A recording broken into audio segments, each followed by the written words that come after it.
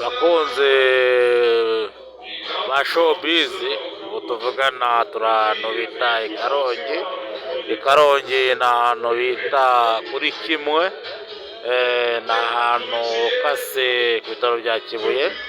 Aho hantu rero hakaba habereye ikirori cyabaye puranka ya mbere ivuga ko Riderman ni umuhanzi uri buhagere.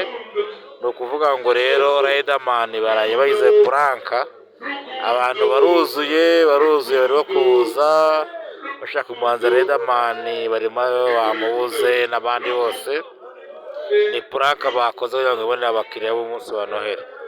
Ubwo rero bakunzi ba TV yacu, mubwira bagenzi bacu ko puranka zimeze nabi aha ngaha i Karongi kandi bimeze nabi.